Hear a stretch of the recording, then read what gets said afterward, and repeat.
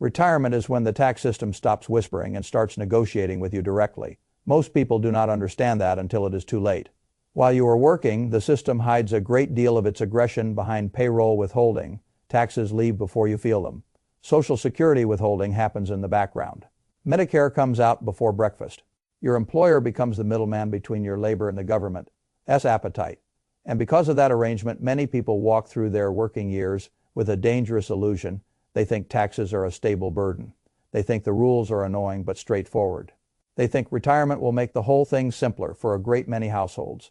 It does the opposite. Retirement is the moment when the tax burden stops behaving like a payroll nuisance and starts behaving like a coordinated system. Your Social Security enters the picture. Your IRA distributions enter the picture. Your Medicare premiums start reacting to old income. Your itemized deductions may or may not help. Your Roth decisions begin echoing years later. Your charitable giving suddenly matters in a different way.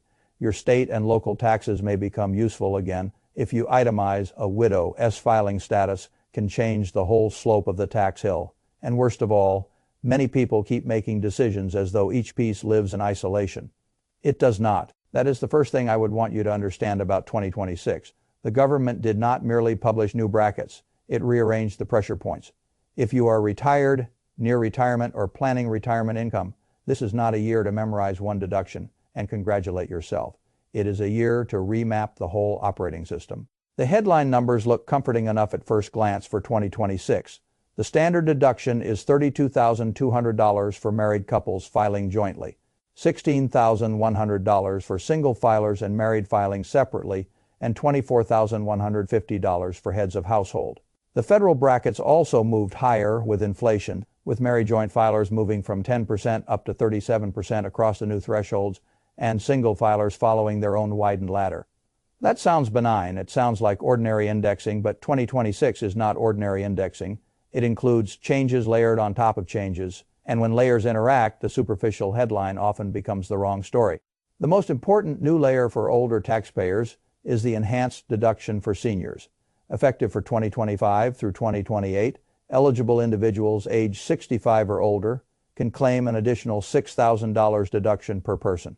With a phase-out beginning above modified adjusted gross income of $75,000 for single filers and $150,000 for joint filers. If both spouses qualify, that is $12,000 before the phase-out. It is in addition to the existing age-based additional standard deduction amounts, which for 2026 are $1,650 per qualifying married taxpayer or qualifying surviving spouse and $2,050 for an unmarried individual who is not a surviving spouse. Now, if you stop there, you will misunderstand the whole thing. Because the market loves headlines and the tax system loves interactions, and the interaction is where retirees get hurt. This is the first mechanism. I call it the deduction mirage. The deduction mirage is what happens when a taxpayer sees a large new deduction and assumes a large new margin of safety. In reality, a deduction only matters inside the structure it lands in. It matters what type of income it offsets. It matters whether you itemize or take the standard deduction. It matters whether your modified adjusted gross income is low enough to keep it. It matters what else is happening to your Social Security taxation, your Medicare premiums, and your state tax profile. A deduction is not relief in the abstract. It is relief inside a machine. And if you do not understand the machine, the deduction can become a mirage. You think you have a shield. Then the shield starts shrinking while other parts of the system start charging you from the side. That is especially true with the enhanced senior deduction. Because it phases out, once modified adjusted gross income goes above the threshold, the value begins eroding. That makes 2026 a year in which crossing from the mid-income zone into the upper income zone can produce a much nastier marginal result than people expect. They will tell themselves they only earned a few thousand more, but that is not the full story. They may also be losing part of a deduction, pushing more Social Security into the taxable column, and setting themselves up for a Medicare surprise 2 years later. That is how good income becomes expensive income.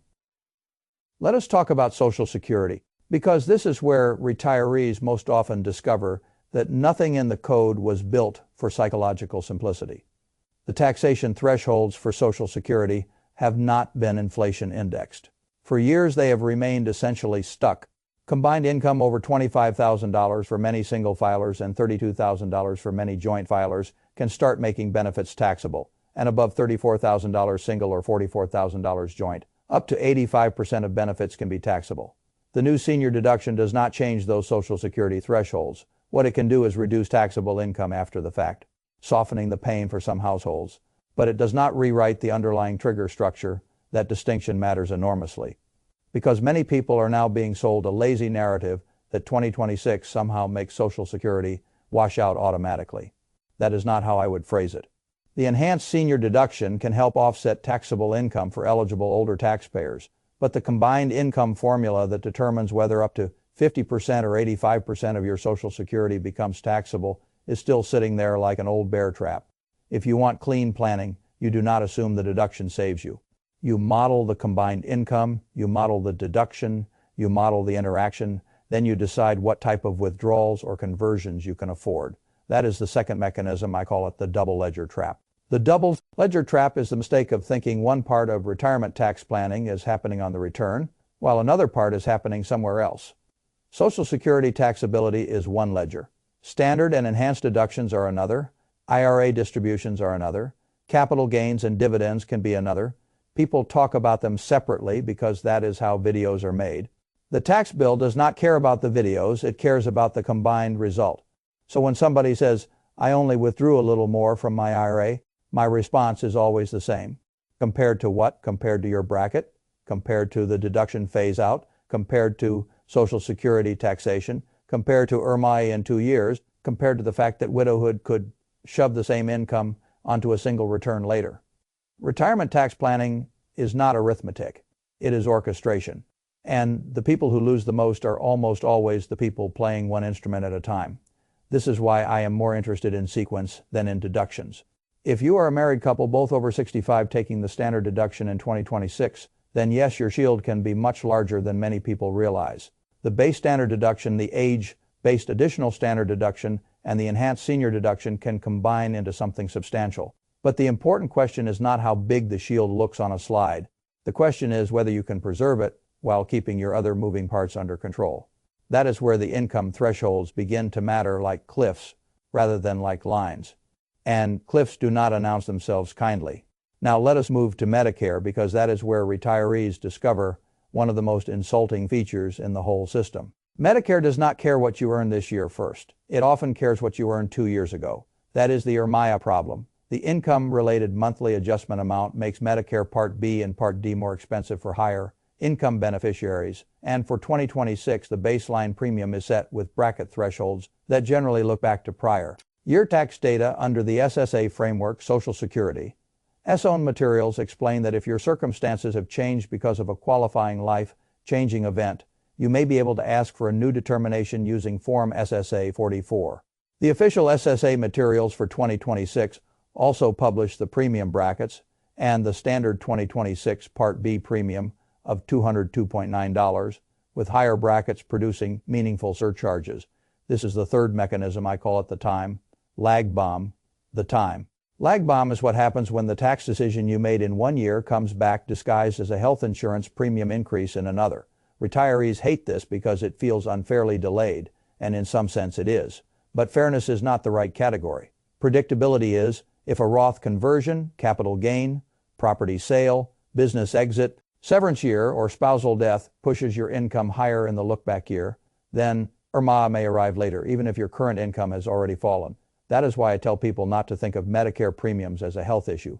They are an income issue wearing a health badge. And once you understand that, you stop reacting emotionally to the notice and start planning around it. If income has genuinely dropped because of retirement, loss of pension, death of a spouse, divorce, or another qualifying event, SSA 44 is not an optional form sitting quietly in a drawer. It is a pressure release valve. Too many people simply pay the higher premium because they assume the government has seen what changed. The government rarely sees anything until you force it to look. That is adulthood in retirement. You do not assume the machine is following you. You tell the machine where it is wrong. Now let us talk about SALT, because here again the headlines are directionally right and operationally dangerous. The state and local tax deduction limit has been increased by the OB changes. IRS materials now describe a higher cap of $40,000 for many filers, reduced to $20,000 for married filing separately, with the overall limit reduced if modified adjusted gross income is above $500,000 for most filers. but not below $10,000 or $5,000 for married filing separately. That is very different from the lazy version floating around in casual discussion. The phase-out does not begin at $550,000. It begins at $500,000 under the current IRS description. And the lower floor matters. Why do I care so much about that distinction? Because retirees and near retirees and high tax states are precisely the kind of people who can misunderstand this and drift into the wrong planning instinct. They hear the cap went way up and imagine relief is automatic. But SALT still only matters if you itemize, and if the standard deduction plus age-based additions and the enhanced senior deduction together create a giant standard deduction shield. Then for many retirees, the SALT increase may be far less useful than the headline suggests. That is the fourth mechanism. I call it the itemization mirage.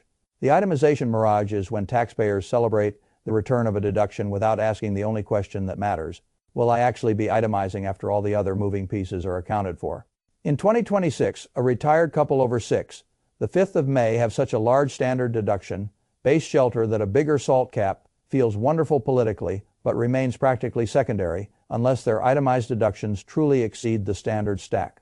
This is why good planning is not about deduction envy. It is about lane selection. If you live in a high-tax state and you itemize comfortably, the SALT expansion matters. If you own a pass-through business and the pass-through entity tax workaround still applies in your state and to your situation, that may matter even more. But if you are primarily a retirement income household taking the enlarged standard deduction structure, then you may be emotionally celebrating a deduction that your return never really uses. This is not a tragedy. It is just a reminder that tax life is full of fake victories. The real victory is not hearing good news. It is understanding whether the good news belongs to your lane. Now let us move to charitable planning, because this is one of the few areas where retirees can genuinely push back against the tax machine in a very elegant way. Qualified charitable distributions remain one of my favorite tools in retirement because they attack the problem at the source. For 2026, the annual QCD limit is increased to $111,000, according to IRS retirement plan inflation guidance. There is also a separate one-time election concept for split interest arrangements at a different dollar limit.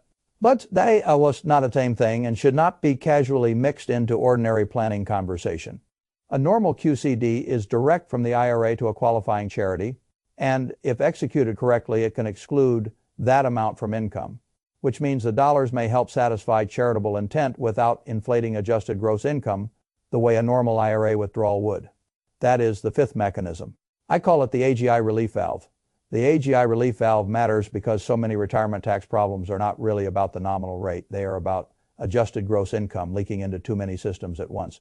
AGI can hurt you by making more Social Security taxable. It can hurt you by shrinking or phasing out a deduction. It can hurt you by pushing you into IRMAIA. It can hurt you by changing the economics of credits, deductions, or Medicare timing. A QCD is powerful because it can lower or prevent the very AGI that causes those dominoes to fall. That is different from giving cash after taking a taxable distribution and then hoping the itemized deduction helps.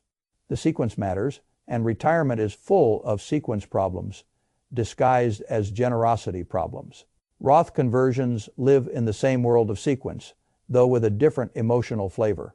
A Roth conversion is one of the few moves in personal finance where you willingly create a tax bill today to change the geometry of your future taxes. That feels unnatural to people. They have spent their lives avoiding taxes immediately.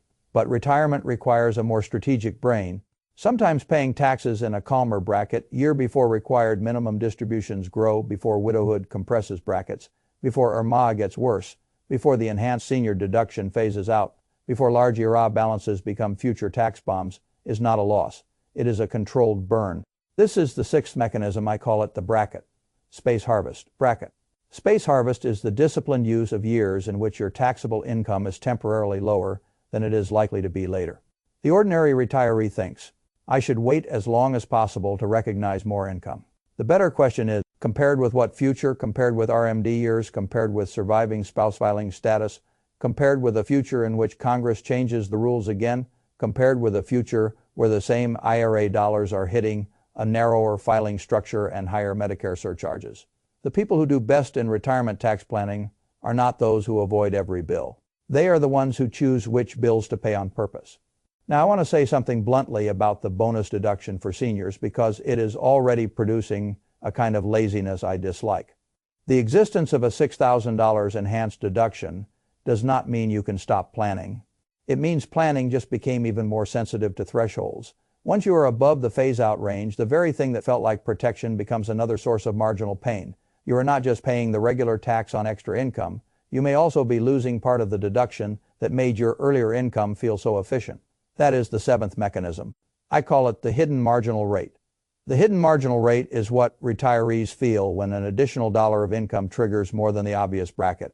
It can trigger phase-outs, it can expose more Social Security, it can set up future Medicare surcharges, it can make one-time decisions, like capital gains or conversions, far more expensive than the nominal rate suggests. This is why retirees who rely only on bracket tables are often planning with a flashlight when they need a map. A bracket table is not enough. You need an interaction map. This is where so many widows get blindsided.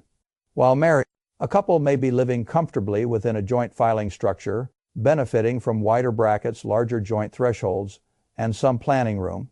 Then one spouse dies, the income may not fall proportionately, the deductions may shrink. The filing status changes, IRMAA timing can still reflect earlier years. Social Security benefits may change, but the surviving spouse can suddenly find herself on a much steeper tax slope with much less room. This is one of the cruelest but most predictable traps in retirement planning. And almost nobody likes to discuss it while both spouses are alive. They should, because survivor planning is not morbid, it is arithmetic. Now, I want to address one more practical issue: withholding. A great many retirees still behave as though withholding is a payroll concept that no longer matters to them. That is another mistake. The IRS updated withholding-related publications and forms for 2026 to account for the OB deductions, including changes affecting W-4P logic for pensions and annuities. If you are taking periodic distributions and your withholding assumptions still belong to last year as structure, you can create surprises for yourself in both directions. Too much withheld and you have given the government an interest. Free loan too little withheld. And you discover underpayment stress at exactly the moment life is supposed to have become calmer. That is the eighth mechanism. I call it the legacy withholding problem. The legacy withholding problem happens when your cash flow system still belongs to an older tax landscape. Retirement income streams are not self-correcting. Pensions, annuities, IRA withdrawals, Social Security, brokerage flows, and charitable distributions all need to be orchestrated. If you are living inside an old withholding assumption, then the new deductions and thresholds may not save you from a bad cash flow rhythm. Planning is not only about what you owe, it is about when the money leaves, how much friction it creates, and how much optionality you preserve.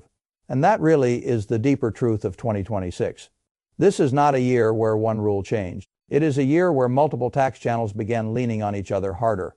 The standard deduction went up, the enhanced senior deduction arrived and phases out. The old additional age deduction still matters. Social Security thresholds stayed frozen. IRMAA is still looking backward. SALT relief widened but only helps in the correct lane. QCD limits rose. Roth conversion math got more sensitive, not less. Withholding forms and assumptions moved. This is not simplification, this is a chessboard. So what do I want you to do if you are retired, about to retire, or helping parents who think retirement taxes are basically handled already? First, run an income map, not just a tax estimate. List every source of income, what kind it is when it arrives, and how it affects the others. Social Security, pension, IRA, withdrawals, RMDs, Roth conversions, dividends, capital gains, rental income, business income, charitable giving, medical, premiums, everything. Second, identify your threshold zones. Where does the enhanced senior deduction begin to phase down? Where does your Medicare IRMAA bracket sit? Where does a Roth conversion begin making your future protection more expensive than your current relief? If you do not know your threshold zones, you are driving in the fog. Third, decide which lane you are in before celebrating any deduction. Are you likely to itemize or take the enlarged standard stack? Does the SALT increase matter to you in practice or only in headlines? Will QCDs do more for you than donor advised? Fun conversations. Is this a year to harvest bracket space or a year to preserve a deduction? Fourth, do not treat SSA 44 like a form for later. If a real-life, changing event reduced your income and your 2026 premiums are still reflecting an older, higher year, challenge it now with the Social Security Administration. Fifth, think beyond this year. The best retirement tax plans are not the ones that minimize this year. S-bill in isolation. They are the ones that reduce the lifetime tax drag across the sequence of years ahead. That is the final mechanism. I call it the lifetime lens. The lifetime lens is the discipline of refusing to optimize one return at the expense of the entire retirement arc. It asks, what does this move do to the next 3 years, the next widowhood scenario, the next Medicare look-back, the next RMD wave? The next charitable year. Most retirees never use the lifetime lens because they are exhausted and understandably want taxes to become small again. But taxes rarely become small by accident. They become smaller when somebody is willing to think farther than the current April. That is the real lesson of the 2026 brackets. Not that the IRS published new numbers, that a passive retiree is easier to tax than a strategic one. A passive retiree sees deductions, pays premiums, takes distributions, and hopes it all nets out. A strategic retiree understands that every one of those items is connected to the others. He or she stops asking, "What is my bracket?" and starts asking, "What system am I standing inside, and which lever changes the shape of the whole thing?" That is how you keep more of your own money. Not by guessing, not by memorizing one deduction, by respecting the system enough to plan its interactions. That is not glamorous. Neither is compounding. Both work anyway. And in money, the things that work quietly and repeatedly are usually the ones worth building your life around.